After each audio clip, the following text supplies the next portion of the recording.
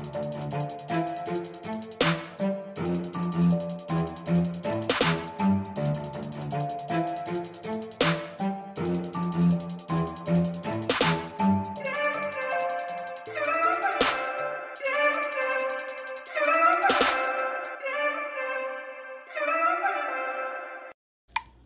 yeah, baby. What's going on, everybody? Welcome to the Call Tax Podcast. I'm your host, Donovan Jones. Very, very excited for today. If this is the first time that you're listening, thank you so very much for tuning in. I think this is going to be a treat today. I got my man, Emil, a.k.a. Veszel. How you feeling today, man? How you doing? I'm doing good. Yeah. Exhausted, though. Yeah. Long week? Yeah. Long week. One of my clients died. Oh, dang. Yeah, I'm a case manager. And one of my clients died. He had a seizure. And on Sunday, this past Sunday. Wow. So I met him like 3 weeks ago, sorry. Yeah. But you're getting heavy right off the bat. Well, yeah. So Man. I went into the office Monday and they just told me right there, so-and-so died. And I was like, wait, what? So Wow. Yeah, Man. and then I've got papers to write for school. So I'm like, all week I haven't had the chance to like grieve for this client. I kind of had to like leave it on the back burner while going to school, taking care of my family and all these other things that we've got to do as men, and then keep up with the Lord at the same time. It's like, oh my goodness. So and then come on a goofy podcast too. Oh yeah. But no, this is a treat. But now I finally feel like I'm like today when I got home, I was like, okay, now I can grieve and feel the sadness. So now that the week is over and all of that stuff. So yeah, that's deep. That's deep. Well, we can get into some more of that stuff in a minute. Like whenever I have somebody on, I do something called the Big Three. So this is just kind of lighthearted. It's kind of hard to shift gears from some news like that, but we'll see what we can do. So anyway, the Big Three, it's just kind of an icebreaker. It's just 3 random questions. So you ready to go? Yep. All right. So question number 1, with Christmas just around the corner, what is maybe the most or a memorable gift that sticks out to you, like a thoughtful present that you've received?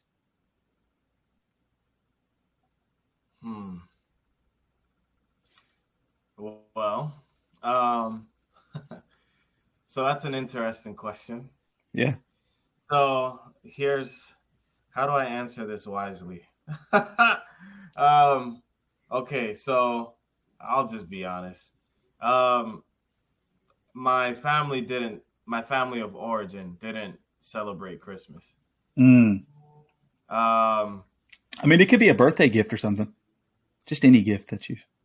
So that's also an interesting question. Okay. Because I don't recall the last time I received a birthday gift from my parents. Right. So what is going on? Yeah. You got kids, right? No. No kids. No. What? You got a dog right there behind you? That's my cat. Yeah. We can say the cat. The cat. Yeah, the cat's.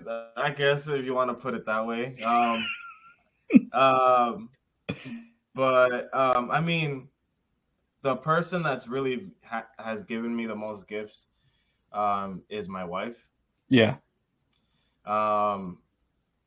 When we met, my life was like a mess. I was like, because it all stems from my childhood. My parents neglected us a lot. And they didn't teach us how to have boundaries. They didn't teach us how to have certain life skills in order to succeed in life. Never taught us how to open a bank account, how to save, how to just do certain day-to-day things that you start to realize you need as an adult. So my wife, when I met her, I had like no structure in my life. And I thought I did, but she's very organized. And then I began to see like how unorganized my life was in comparison to hers. Right. But she began to help me get more structured and organized with the gifts that she was getting me. For example, one of the gifts that she got me, and I don't have it on me right now. Actually, is it here? Hold on. It might be here. Yeah. One of the best gifts she ever got me was this. Oh, you got you a wallet? She got me a wallet because I didn't have one. Man. I'm talking like this is how not checked in with reality I was, or like just life. But it wasn't willful. It was just a product of being neglected for so long. Didn't know. Yeah. Well, dude, I want to get into all that. Let's knock out these two questions real quick, and then because I want to hear about all this, because I'm feeling this is going to be good. Okay. So that's why I was like, how do I answer this wisely? Because I didn't know how to answer it without getting into my childhood.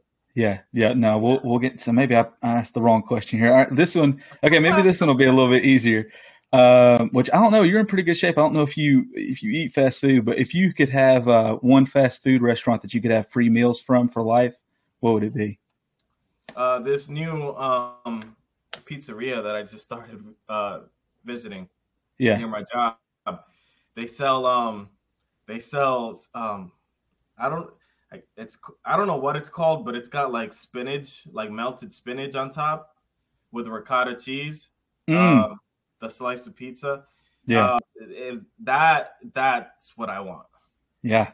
Yes. Yeah, dude. I could eat pizza. I could wake up at 3:00 in the morning and go eat some pizza for real. Anytime. Yeah. So I'm right there with you. So. All right. Question number 3. If you could ask your future self one question, what would it be?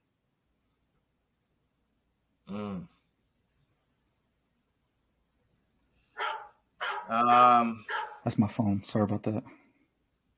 No, you're good. Wow.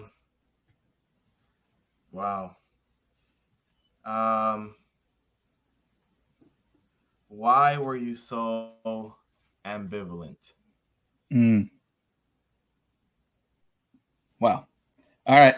That's the big 3. Let's break down. Let's get into some of this. So first of all, we met probably 2 or 3 weeks ago, something like that. I saw one of your posts where you do like I don't know if you do daily. Is it like a daily Bible verse, right? Yeah. So I came across one of those, and I started looking at some of your content, and then I started seeing some of your music, and then I think I reached out, sent you a message, and just tried to encourage you, just try to tell you like keep doing what you're doing, and then we just kind of started talking from there, and you told me that. Like your test, a little bit of like how you kind of had a deep testimony, and I'm like, well, let's get you on the podcast and we could talk about it. So, let's go ahead and just get into it. So like, whatever you're willing to share, you can go back to childhood. You can talk about how you first came to Christ, music, whatever you're wanting to go into, you can go ahead and get into it. All right. Where do we begin? So, I want to be mindful of my parents while I share this, but I'm at the point in my life where I'm also kind of just ready to start talking about these things publicly. Well, here's the thing too. The second that you do that, like my story, I grew up, my parents got divorced when I was at a young age. And there was a lot of times where my mom's working third shift and I'm the oldest of 4 and I'm staying with them all night long and I'm 14 years old. You know what I'm saying? So I know what you mean. Like, but it's like our stories are not unique. The enemy tries to put that in our head to a certain extent where it's like, you're the only one going through this. So do not talk about it because people are going to look down on you. But the thing about it is the second that you come out and you're willing to share some of these struggles, share some of the things that you go through, you never know who that's going to reach. And they're in that spot right now where they're thinking, I'm alone. Nobody else is going through this. Nobody knows what I'm going through. What am I supposed to do? You know what I'm saying? So I'm not going to try to like pry. I don't want you to be like uncomfortable, but anything you're willing to share, like, you know what I'm saying? Like it's going to be helpful. It's going to be used, You know what I'm saying? For good, for sure. Yes, and I agree with that. Everything you just said, I agree. Yeah. But that's not the route I was going. I was thinking more like mindfulness towards my parents, because I'm sure at some point someone's gonna hear and that I'm telling their business or Right. whatever. And then it's gonna, it might cause conflict for them. But I'm willing to cause conflict at the risk of starting to have these conversations. And I feel like the reason that I'm speaking publicly about these things is because right now I can't have these conversations with them because they're in so much denial about the damage that they've done to us, to all of us, all three other kids. So I'm taking the risk of just saying, you know what, screw it. If they're not gonna have the conversations, I'm gonna kind of get them to have the conversations by bringing it to their awareness. Yeah. Indirectly for now. So I don't know how God is going to use this, but with them. But I also know that I have my narrative, which includes them. And part of my testimony is how God took my narrative with them and redefined it and created me or created, I don't want to, he's using the broken and wounded parts of me to heal people. Let's put it that way. Yep. Right? Because he is in the process of creating a new me. Yeah. Right? Which is we're gonna see in eternity. But right now, I still have the dead man. You know what I'm saying? The flesh and all these wounded parts of my being that I have to deal with every day. Exactly. So, and God is using it. So,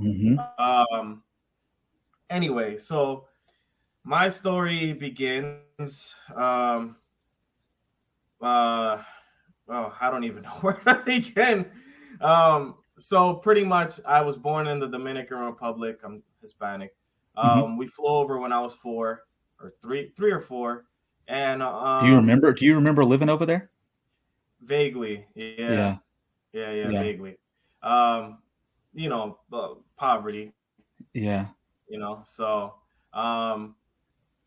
all the stereotypes you've heard are probably true. Yeah. About like running barefooted out there and all that stuff. So, but it was very fun at the same time. We didn't have all the technology and the distractions and all that stuff. We were just very in tune with life out there, in the moment. So it's a very different experience. But so we came here when I was 4. I had a culture shock, obviously, because I didn't understand English. So I had to learn English. It was here where I experienced racism for the first time, not by a white person, by a Mexican person. Racism's everywhere. Which was interesting. The whole class was Mexican because they ended up putting me in a Mexican class.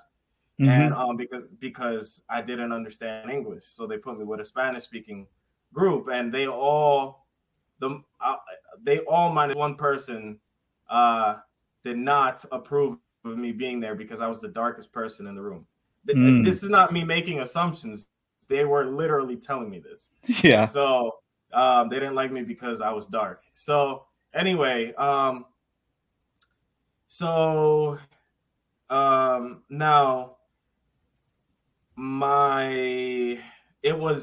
the reason I mentioned this was because when that first year was my first Halloween ever witnessing Halloween in my life.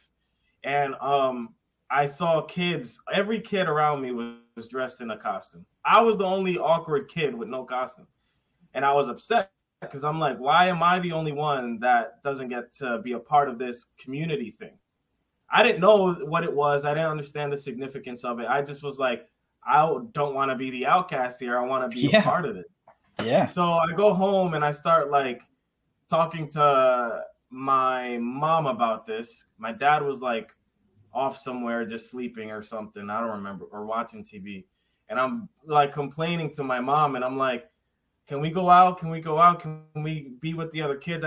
I really had a deep desire to just be around people. I think that was what I longed for in that moment more than just a costume or looking cool or whatever. Sure. I just wanted to be around the other kids. Be a part. And my mom didn't know how to handle that. So she comes from a Seventh-day Adventist background. So I don't know. Do you know anything about a little bit? They're very rigid. Yep.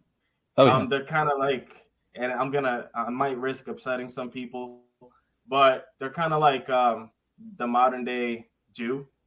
Yeah. By trying to keep the law instead of leaning on Christ's grace. And so my mom saw Halloween as like the devil's like thing, right? Or whatever. And I know there's many different perspectives in the church about that, but I'm not going to get into that. But yeah, that's how she saw it. Yeah. And me as a kid, I don't understand or whatever.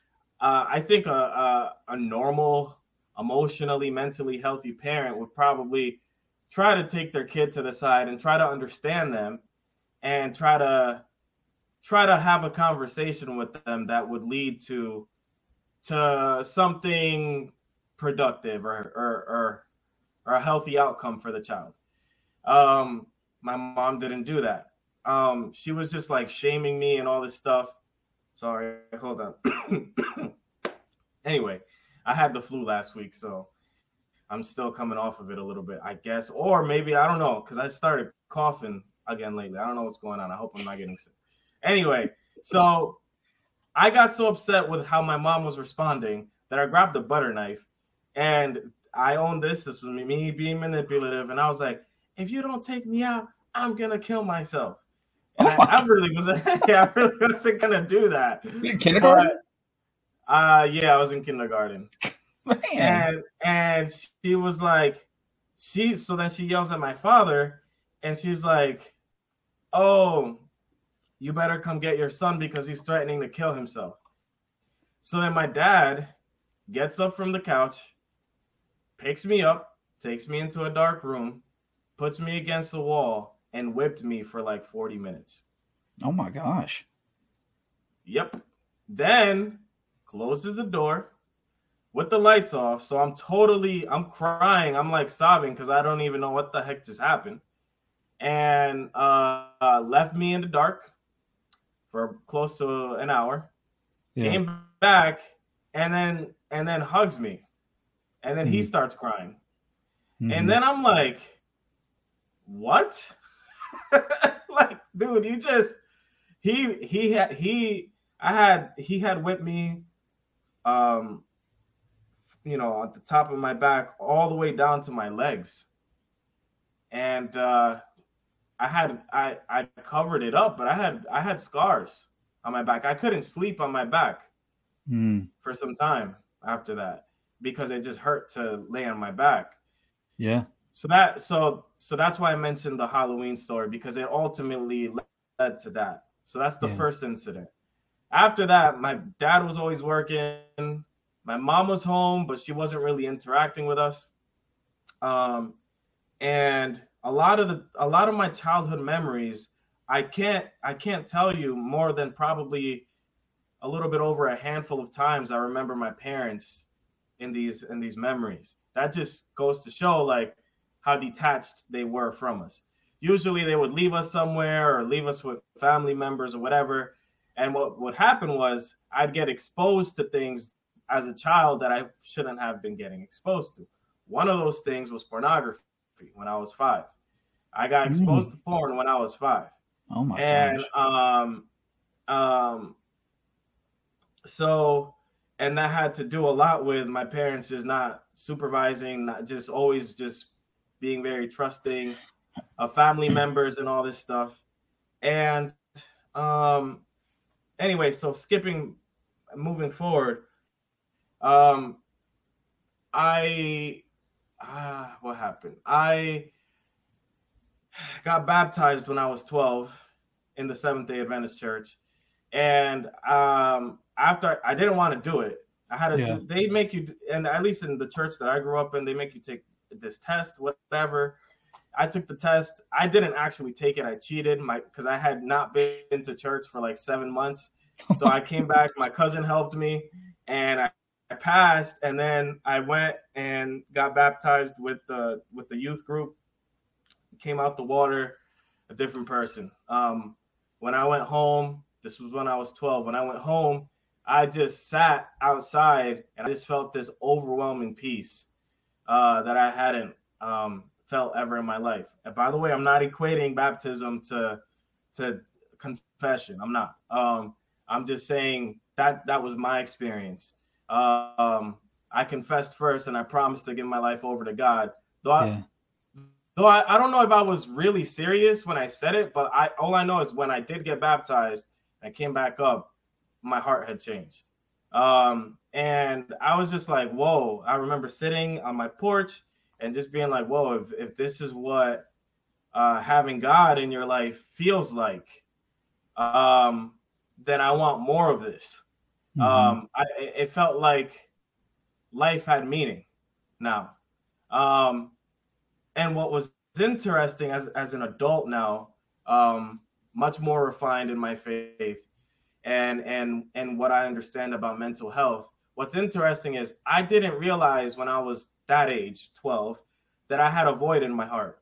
Not the eternal longing for God. I'm talking about I didn't realize that I had felt like my life was worthless. So I think that the experience of God at that point in time made me feel like, okay, life is worth living, but I didn't know I was already feeling like life wasn't worth living. I didn't know that. But looking back, I can see that now. And so I got baptized. I started getting into like going to church, getting around older people because I wanted their wisdom. So I was 12 years old, hanging around 40-year-olds, just trying to learn about God and Jesus and all that had to do with God. One night I slept over my grandmother's house because I was learning a lot from her about the word. And I slept over my grandmother's house and I had a dream. And in that dream, I was standing on a mountain and I was in rags and the sky was red and clouds were moving very fast. And I'm like, what the heck? Where am I? And when I looked at the rags, it looked like I hadn't showered in like 3 months. And out of nowhere, business people, nice, fancy suits, men and women, start running up this mountain screaming. And they were Americans. And I was like, what the heck? And they're running, hundreds of them, running up this mountain screaming, bumping into me, but they're so terrified of whatever they're running from that they didn't even realize I was there. So after that whole thing happened and after they disappeared, I was like, Lord, what's going on? And then I heard the audible voice of God.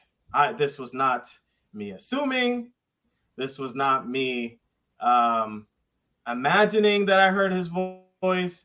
I literally heard the voice of God audibly. And what he told me was, this is how he introduced himself to me. First of all, he called me by my name. He said, Emil, my servant, I am the Lord Yahweh, the God of Abraham, Isaac, and Jacob. When he spoke, just like how scripture describes it, I lost all my strength. I know this experience and it's horrible. It's terrifying. And people talk about, like, for example, like the charismatic church talks about being slain in the spirit. This was not that. This was like, I knew that if I said the wrong thing, he could kill me if he wanted to. I was so terrified just by his voice that, like, you just know this is the owner of the universe. Don't say anything to this authority that is going to cause you harm. And I was like this while God is talking to me with my face to the ground. And I'm like, what do you want? And he said, I want you to tell my people that I'm bringing judgment against this nation. This was back in 2005, July 2005. Mm-hmm. And I was like, why? And he said, because Americans are stiff-necked people and refuse to repent. Therefore, and he said, their sin has reached my throat. Therefore, tell my people that to stock up on food and water, because what I'm bringing against this nation is going to be hard, and those who don't prepare will be left behind. And at that point, I got angry, and I screamed out, why? And God didn't say anything. There was a short silence, and then all of a sudden, 4 thick lightning bolts hit the ground, north, south, east, and west. And with the last one, I woke up. I was in a cold sweat. I ran to my grandma's room, trembling, knocking on her door. It's like 3 a.m. Yeah. And she comes out with her face mask on, and she's like, what's wrong? I said, God just spoke to me. God just spoke to me.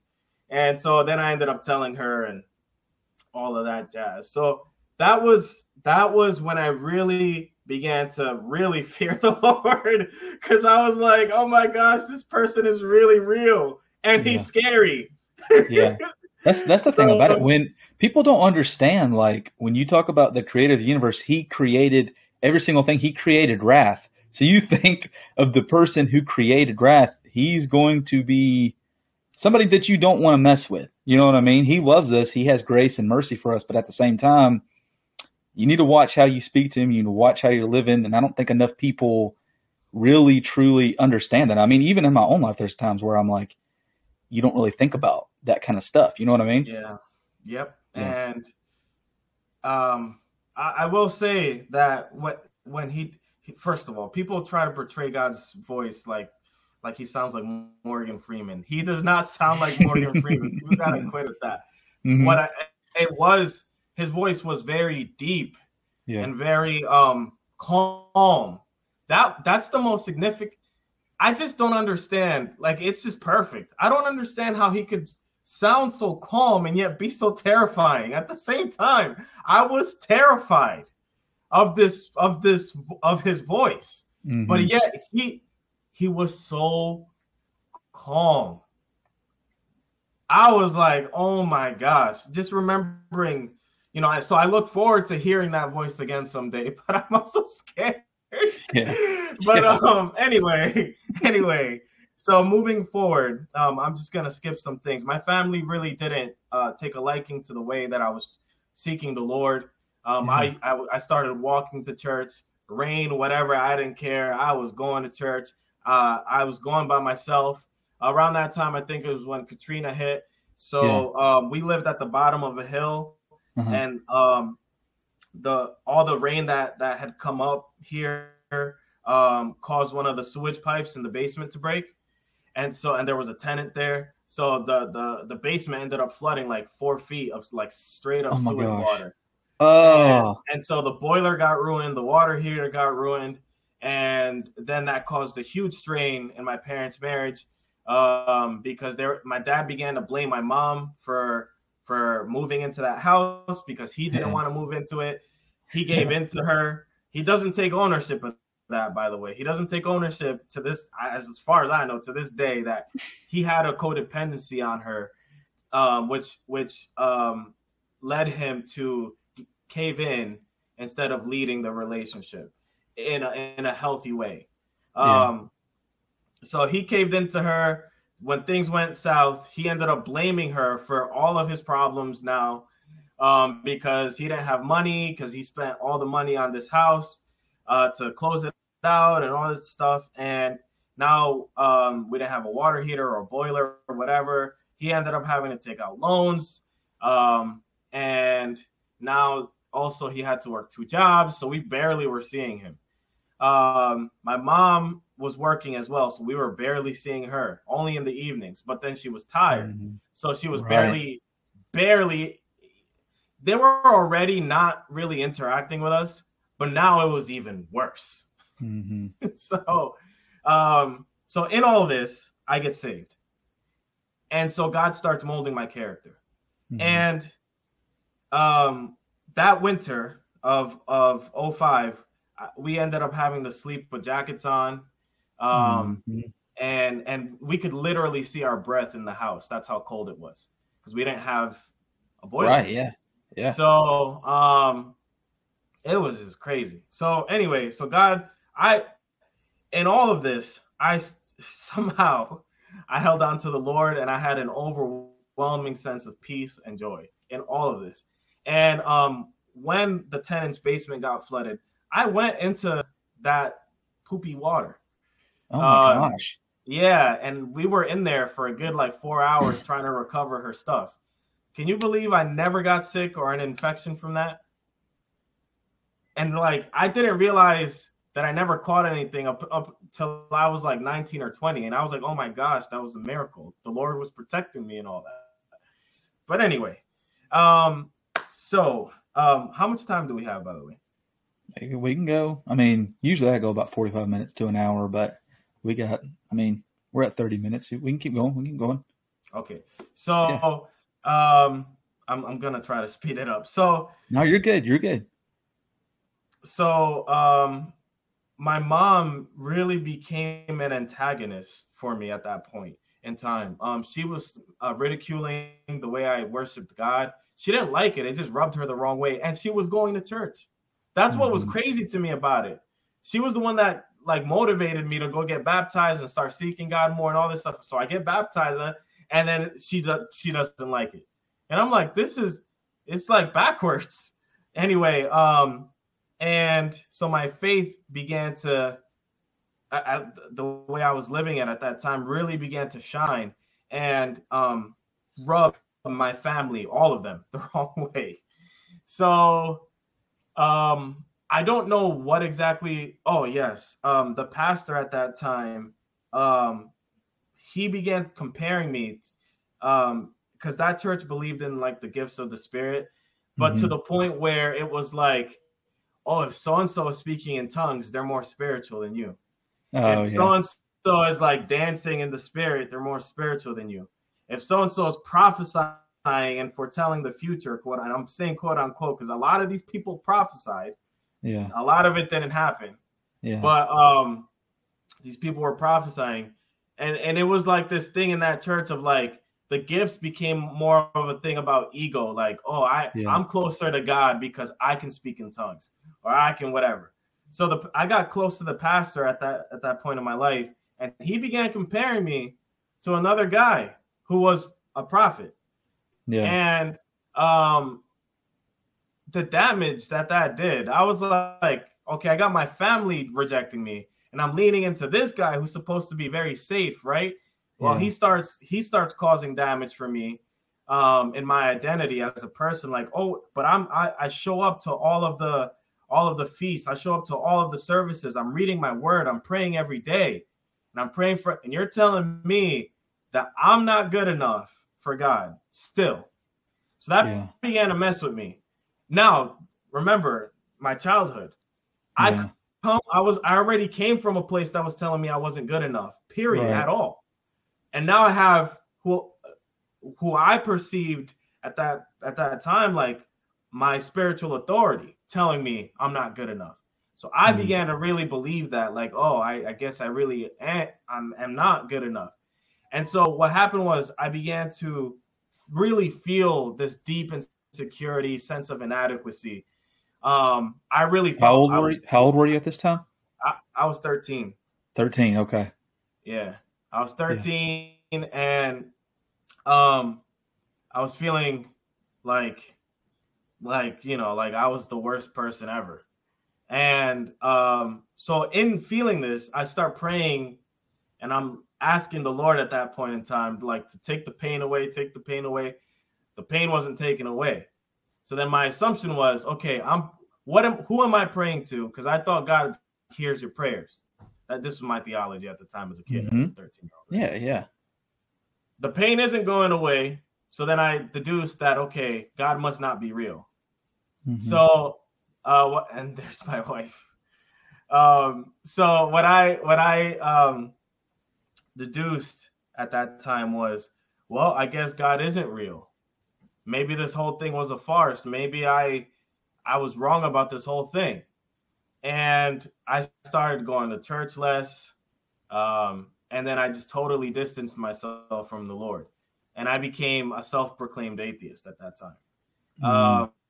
And I grew very angry. My mom Yeah. and I began to, so I was like being obedient and submitting to her up until one day. And I remember this day, I was 14, and she was just, my mom was still is a perfectionist. So if you didn't Yeah. do things like her way, it was like, oh, you have to redo it because there's this one little stain there or Right. whatever. Yeah. Yeah. So she tried doing that to me again this one day. So this was like a buildup of her doing this. And on that day she did it, and I just lost it. I just got in her face and I was like screaming. And she was like, oh, what are you gonna do? You're gonna hit me, hit me. I was like, I'm not gonna hit you, but stop. And then she threatened to hit me. And I was 14, and I was like, you're never going to hit me again. Now, this was something in my childhood that she did. She was physically abusing us. Just like my dad, the one day that he whipped us, my mom on a regular basis would make us kneel next to our bed. She would either whip us, beat us with her fists, or hit us with whatever object she could find. And while she's beating us, telling us how bad we are, how much of a failure we are, that how undeserving we are of love, of care, as she's hitting us. So it's like a double whammy. You know what I'm saying? Like she's hitting us really bad and hurting us, and also verbally abusing us. Yeah. So at that point now, when I was 14, I was sick of it. I was sick of her trying to get me to submit to her unhealthy ways, and I just stood up for myself. Which then began to speak to the advocate in me, because as an adult now, God has shown me that and the role I'm playing at my job is that of an advocate. Mm-hmm. So you know how you read it in scripture, like the early parts of someone's life, like David, when he was with the sling and he was a courageous kid out in the field, and how that translated out into his character later on. He was the warrior. Mm-hmm. I kind of feel like that, like God was letting those things come out, starting to like come to the surface, like the advocate in me. I stood up for myself and I said, you're never going to hit me again like that ever again or whatever. She never did. So she respected it. But I was an atheist. I walked in the world. I definitely got heavily addicted to porn at that point in time, video games as well at that point in time. And I think a lot of the reasoning for that, looking back, was I was looking for connection, community, and a sense of belonging from both of those sources. I eventually ended up coming back to God when I was 16. And I came back to the same church, trying to do what's right. But now I have these addictions pulling me back as well. And I was living this secret life. When I say secret life, I mean going to church, getting dressed up, going home, and then acting out to my addictions. So then it got to a point where I'm like, yo, I need help. Like, I can't stop doing these things that are destroying my life. Not so much the video games, but the porn. The porn I couldn't stop. And I ended up meeting a man, and the story of that was funny. Quickly, I was in school. The school got me hooked up to an internship in high school. And there I met a woman, and her name is Val. And Val and I got to chatting one day. I got put into her office randomly, and something kept telling me for like 3 days, because I was working with her for a week. And for the first 3 days, something was telling me, ask her if she's a Christian, ask her if she's a Christian. So one day I decided to ask her if she was a Christian.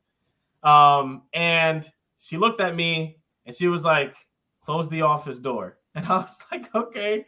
So we closed the office door, and she starts telling me how she's a believer and all this stuff and how God has changed her life. And then she goes, wait, did you ask me because you're a Christian too? She didn't even think about asking me. I was like, yes, I am. I just came back to God. So we started chatting. That office was very busy at all times. For that hour that we spoke, it was dead. There was nobody coming in. Anyway, when our time was over, when our conversation was over, someone walked in, a customer. So that was God. God gave us that hour. That woman then told me, she was like, I want you to meet this man. And so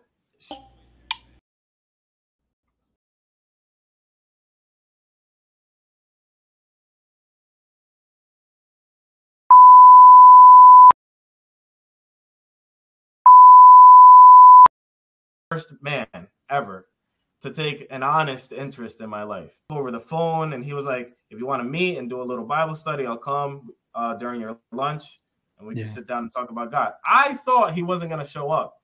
Yeah. And he showed up. And then he showed up the following week and the week after that. And I'm like, I was like, you know, I was just, this was new to me. No one ever took an interest in my life like that before. So I was like, oh, wow, okay. So then we started building a bond. And then I ended up telling him eventually that I struggled with pornography. Mm-hmm. And then he ended up telling me that he led a group for that. For men who struggle with that. Yeah. And I was like, what? Anyway, so after the internship was done, I lost contact with him. I was afraid to reach out to him. One thing led to another. I ended up reaching out to him. I got involved with the group. It's been 11 years later. I'm still involved with the group. God did a lot of growing up, a lot of healing. God began to teach me about, first of all, therapy is not bad.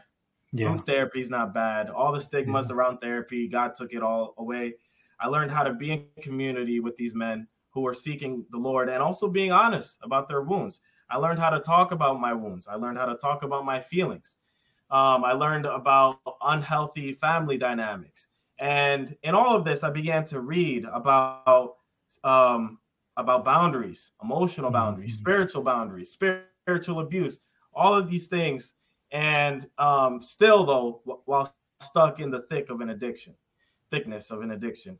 And then when I was 22, I had another dream. And in this dream, I was standing in the middle of my job at the time, and there was a marketplace, and a man I knew sifts through the crowd and says, "This is a message from the Lord your God." And I'm like, here we go again. And then he goes, "Your future spouse is on the way, but she's angry at your current behavior, and so is God." And then the guy goes, "Make sure that before you meet her, or when you meet her, that you do everything in your power to grow up, or you will miss out on the blessing." And then he walks away. And then I'm like, wait, and I go and I reach out and touch his shoulder and I wake up. And I'm like, what the heck? I was so pissed off. Anyway, I met a girl who I had dated for 3 years. I thought that was the one God was talking about. No, it wasn't. That girl that I met was the personification of my own unhealthiness in my life. And God used her to bring to the surface all my unhealthy ways of thinking, of feeling, whatever. And then after her, I ended up meeting who now is my spouse. And I totally sabotaged the relationship at the beginning. And then after I did that, I realized, oh my gosh, this girl never caused me any stress or chaos. What am I doing? You know, and then I ended up apologizing. One thing led to another. We ended up dating. And a lot of the growth in my life happened after she and I started seriously dating. And I think the reason for that was that I just really needed someone to just nourish me. Mm-hmm. I think that's what it was. All my life, I didn't, aside from but I didn't see them all the time. They have families. They have lives of their own. But my wife, I was seeing her frequently. And so she was frequently pouring into my life. And so I think all my life, that's what I was seeking from all of my destructive habits. I was seeking nourishment. And, you know, Christians say, oh, but seek it in the word of God and seek. Yeah, but the word of God also tells you to seek relationship because God works through relationship primarily. And that's where I really began to, you know, learn who God was. It was in relationship, first with my wife, and then with the larger community. And I really do believe that the quality of your life depends on the quality of your relationships.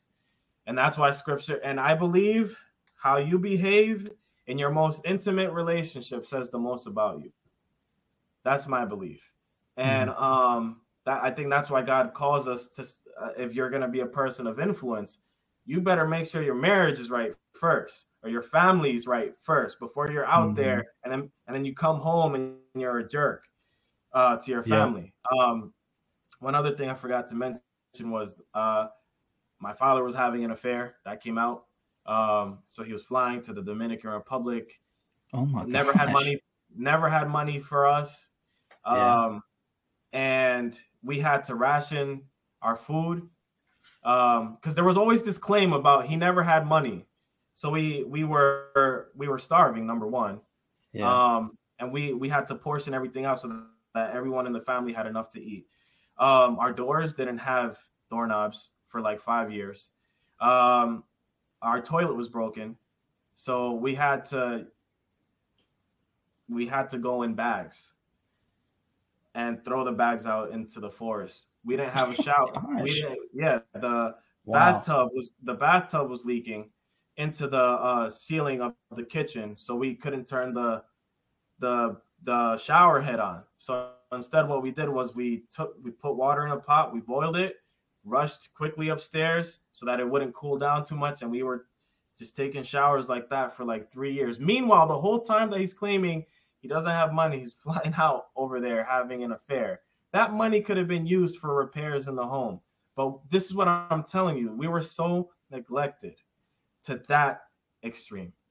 Now, with all of this said, here I am. Mac Miller died in 2018. And I always felt like God was calling me to rap and make music with the story that I have. And I thought of the name, like if I was to rap, what would my name be? And I just called myself Veszel. And the reason for that was I don't want to be seen as like, I don't want people to worship my image. Because I feel like a lot of rappers and Christian rappers too fall into that trap of like, I'm doing this for the Lord, but look at me too. Like, it's like, I see it often. It's like the slow drift from God's work into, it's all about the brand and the icon. I don't want that. I don't care for that. I mean, to some degree, yes, because it feeds my sense of my insecurities and my inadequacies. But one of the things that I really try to do is just say, I'm just a vessel, man. Like, I'm not anybody special. It's the power of God in me. And so that's the purpose for the name. I don't want to be seen as this iconic figure that everyone looks to. No, I want to point everybody to the Lord instead. That's the first thing. So Mac died in 2018, and I realized how short life is because he died when he was like 26. And I was very inspired by his music. I started rapping. I was trash, of course, but then I was getting better at and better as time went on at an accelerated pace. And here I am today. I'm about to drop my first album called Narratives, which has to do with my personal narrative and what God did with it. And I think, a lot of people, including myself, are like, oh, I don't know what God wants me to do, or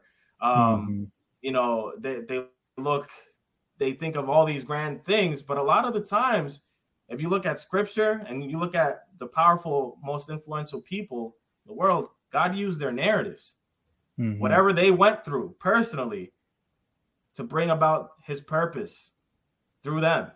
And that's what I encourage people to do now. It's like, if you really want to know what God wants you to do, look at your narrative, where God has you, exactly, the community, right? Wherever he has you, look at your narrative, look back at your childhood, start pinpointing and seeing, okay, what is God trying to do with my personal story and my testimony? And so that's kind of the quick summary.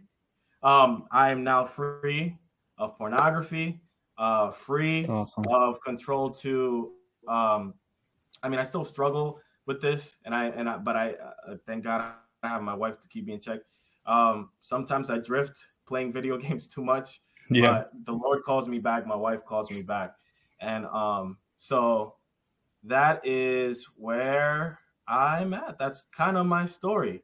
So, man, I mean, thank you for sharing. I mean, what the craziest thing to me, I mean, and there was a lot in there. And like I said, thank you for sharing that, because I know opening up about certain things is not easy, you know.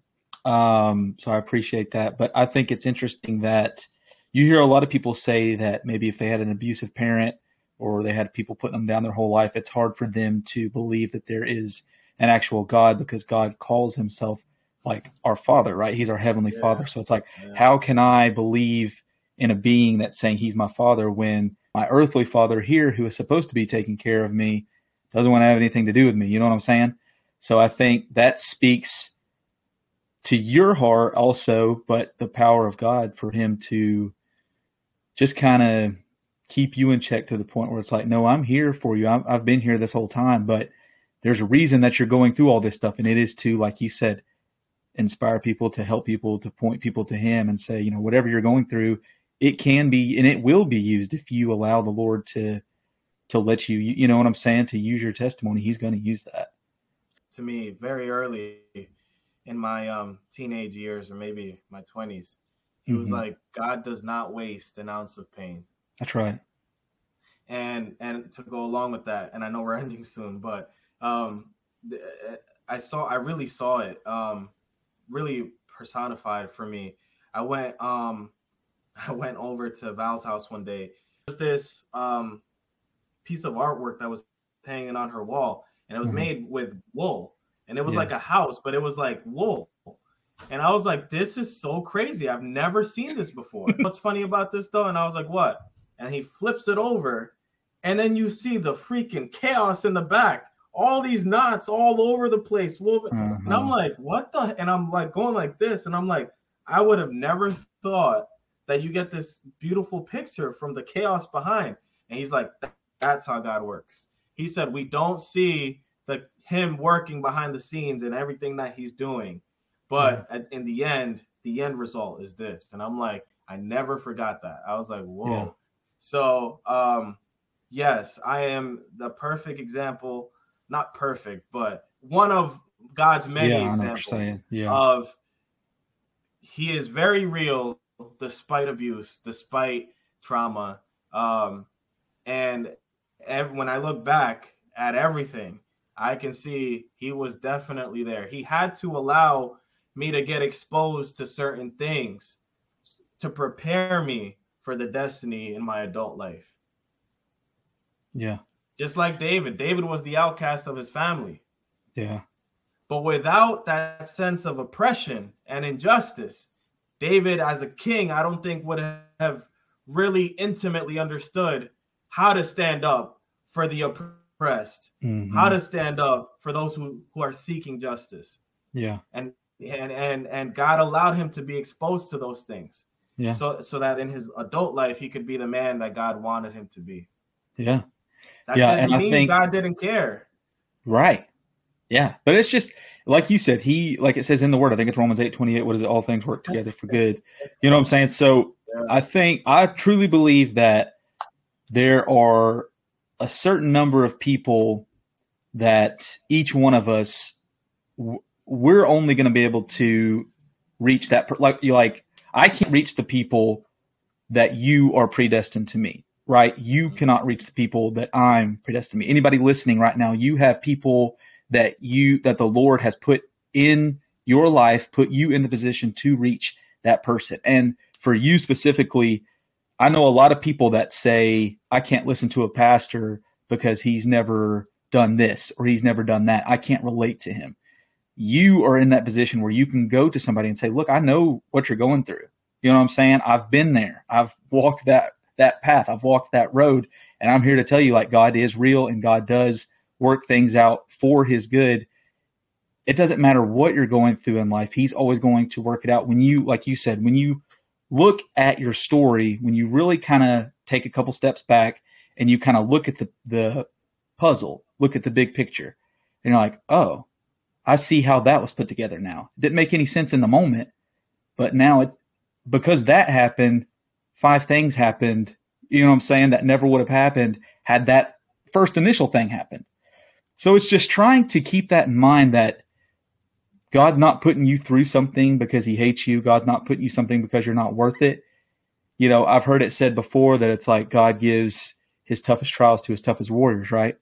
Mm-hmm. So it's like anything that you're going through in life, just use that to try to point people to him and try to serve him. I know it's easier said than done, because there's a lot. I mean, I'm sure growing up in that type of environment, that's not easy, but to come out with that mindset of, I'm going to use this to point people to Christ, that's big time. You know what I mean?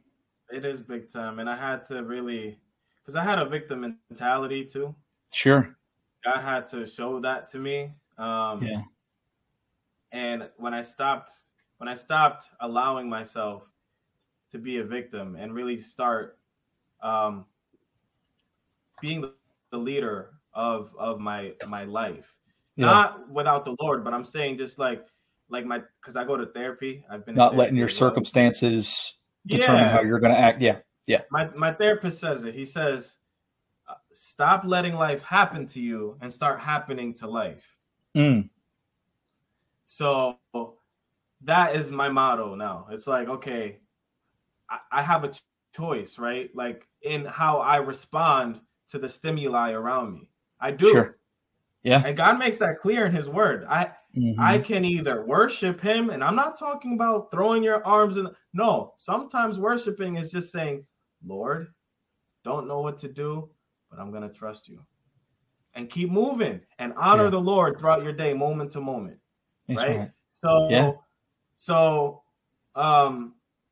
that's where I'm at. It's like, okay, it's not about like, God, why'd you let this happen to me? God, I don't know, and flipping out on God and flipping out on others because I feel uncomfortable.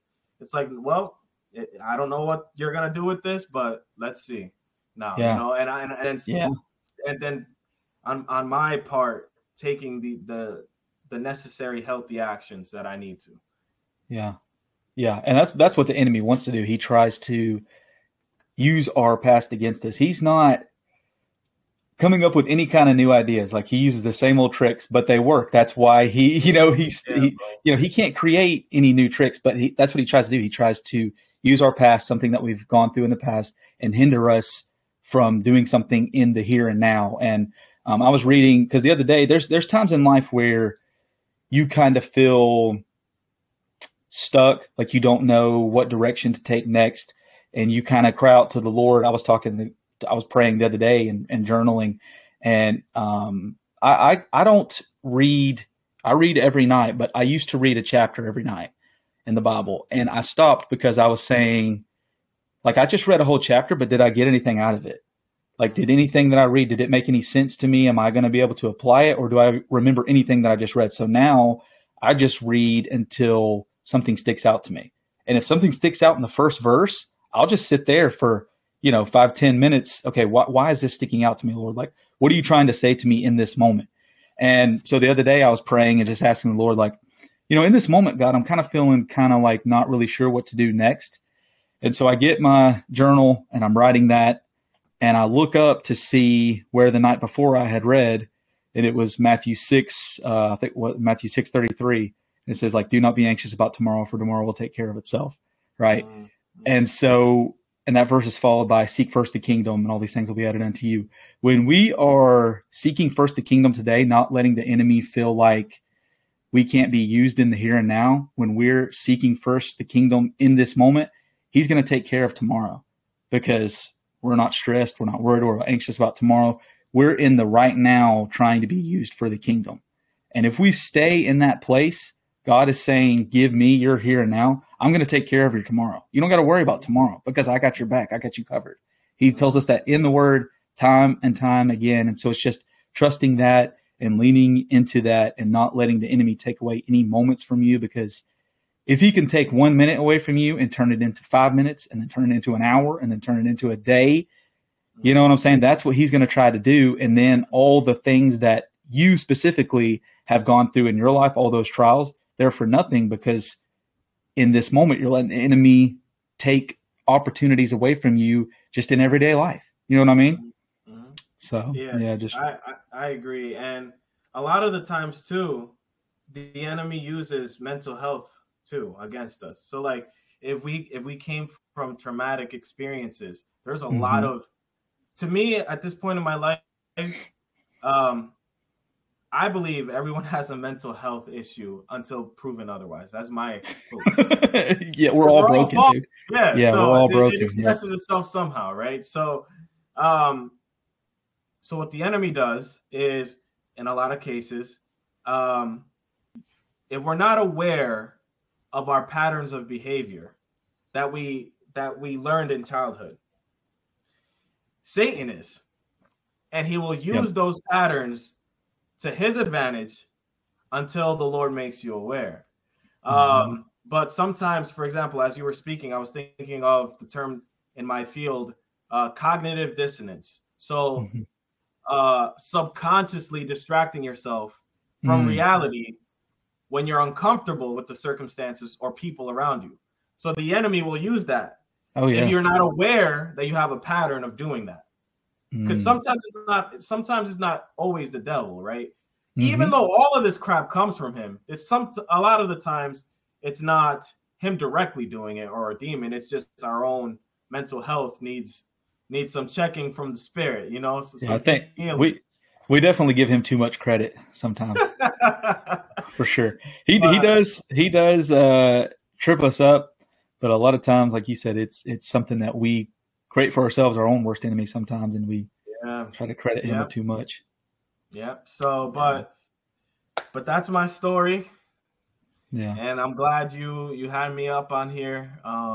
This was my first time doing something like this as an artist. Yeah. So I'm kind of nervous. I'm gonna be honest. Don't clip this out. I'm being real. You know?